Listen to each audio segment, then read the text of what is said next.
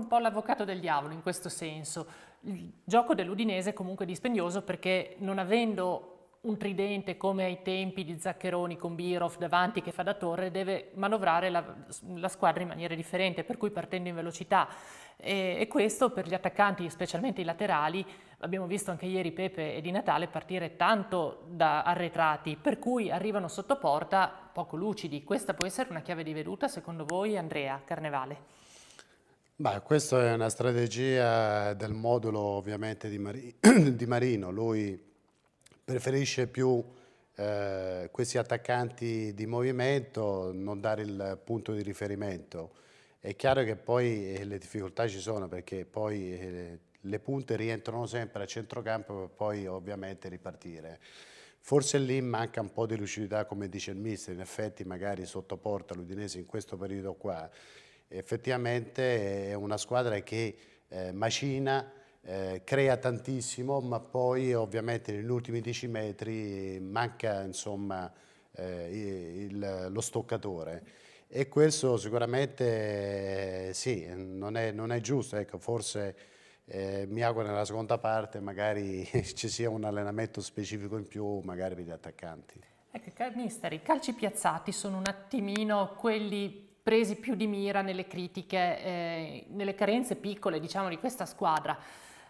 Quanto si può lavorare ancora? Perché in effetti su calcio di punizione ancora non è venuto nessun gol. Da calcio d'angolo forse uno o due. Esatto. Manca forse l'uomo giusto davanti, Quagliarella magari non è l'uomo giusto per fare questo tipo di gioco. Secondo lei, mister? Questo qui lo sa solo l'allenatore che li vede tutti i giorni.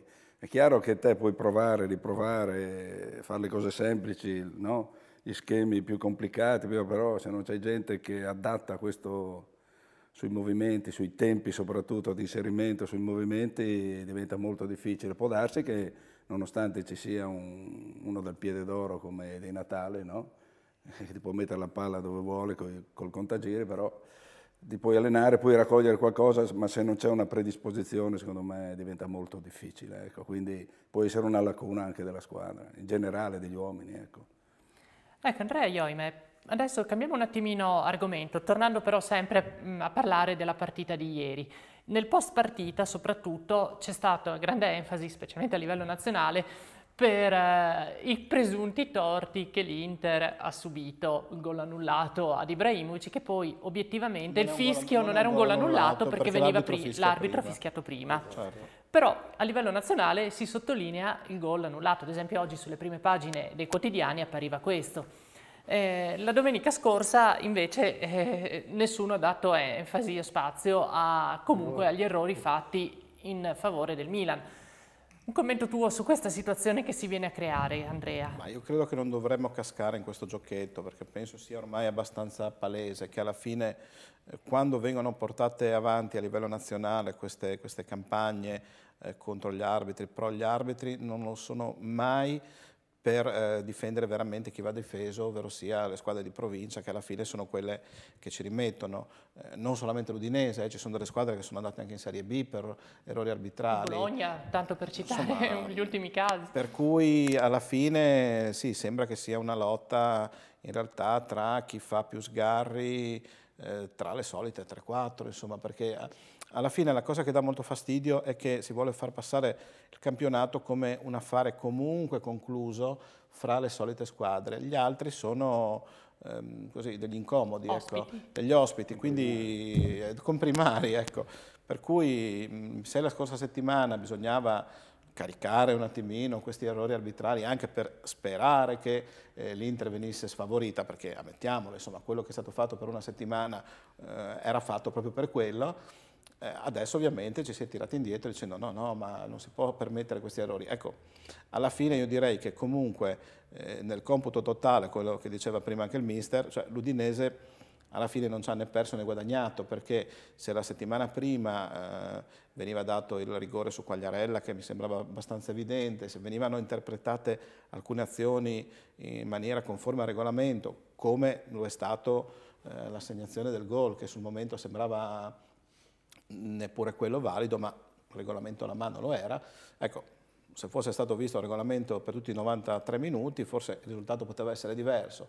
Stessa cosa con l'Inter, anche lì, se l'arbitro decide che quei falli si possono fare, poi anche questa è un'opinione, insomma, perché abbiamo visto Montari che ogni volta che toccava un giocatore anche da 2 metri veniva espulso. E onestamente, tra l'altro, Mesto mi pare che sia uscito anche abbastanza claudicante.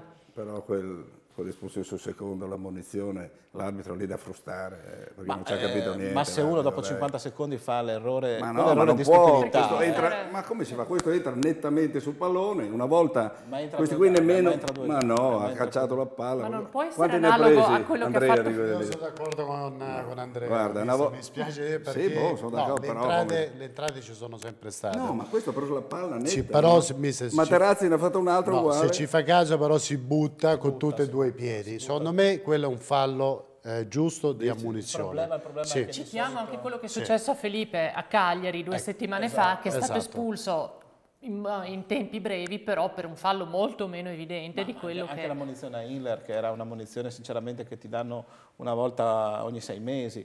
Credo che in generale nel calcio italiano le munizioni vengano date con così... Meno male che non giochiamo adesso, perché io, Oriali, No, ma infatti... Furino, Tardelli, questi qui Benetti, ci ammonivano già nel sottopassaggio, porca miseria. Comunque, già nel sottopasso no? in Inghilterra per un fallo del genere... Non fischia, no, fischia il pubblico, No, se ti butti per terra. Cioè, se ti butti per terra, secondo me, il sai pubblico ti cosa? fischia. Sai gli arbitri cosa stanno confondendo? Quando uno vuol far male, cioè la malafede, con l'entrata sul pallone. Quando uno fa male deve essere espulso, ma quando uno prende il pallone, allora Calori non avrebbe mai dovuto giocare, che qua dietro. Beh, poi comunque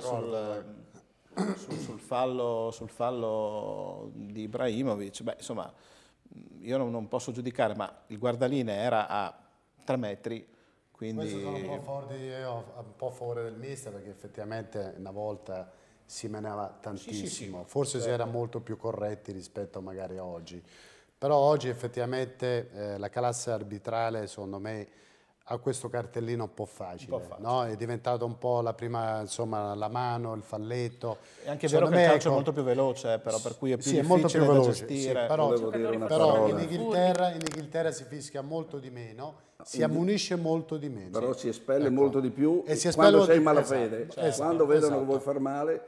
Qui sembra che siano tutte signorine. Un po' esagerate, a mio avviso è un po' esagerato. Che il calcio si sta, dico una parola pesante, si sta frocizzando qua, che cosa vuoi che ti dica io? No?